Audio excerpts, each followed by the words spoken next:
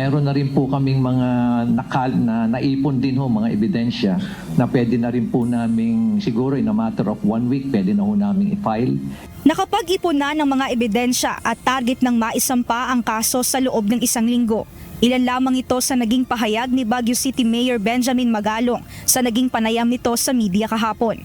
Ayon sa alkalde, nais na nilang makabahagi para mapabilis ang proseso ng pag-usad ng mga ebidensya. Pati ho yung mga local government units na membro ho namin ng Mayor's for Good Governance are willing to share pieces of evidence na nakolekta ho nila para mapabilis ho lahat. Kasi ang taong bayan, naghihintay ho yan. Kailangan may makita kagad silang resulta. Ganun po yung immediate direction. Bilang dating hepe ng Criminal Investigation and Detection Group o CIDG, iminumungkahi ng alkalde na sa unang linggo pa lamang ng pagkakabuo ng komisyon ay maisampa na agad ang mga kaso dahil marami na umanong ebidensyang nakalap na maaari nang mai-consolidate. Naghihintay nga ho tayo kung ano yung latest na development because every day matters dito ho. Every day na nade-delay, nawawalan ho ng ebidensya. Every day din, gumagalaw ho yung pera, na itatago yung pera.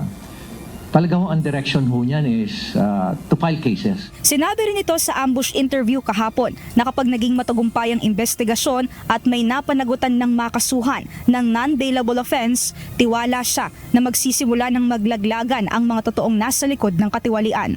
Ako sa experience ko being with CIDG, PNP, once na nag-umpisa na yung nakulong na dyan, maglalaglagan na yan. Sa isa rin, ang ginagawa nila ngayon, nagpupul sila ng resources, itong mga politiko, itong mga nagkakasabuatan na sila sa DPWH. Right now siguro, baka nagmi-meeting na sila, lahat. Pati na rin yung mga contractor na ayaw magsalita. They're pooling the resources, hiring expensive PR firms para gumawa ng issue, manira ng mga kami, maninira sa amin, maninira doon sa mga whistleblowers. Anybody na lalaban sa kanila, sisiraan.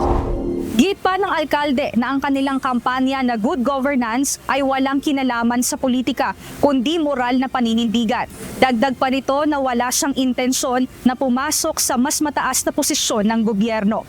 Mia Alonso, UNTV News and Rescue. Diyos ang aming sandigan, serbisyo publiko ang aming pinahahalagahan.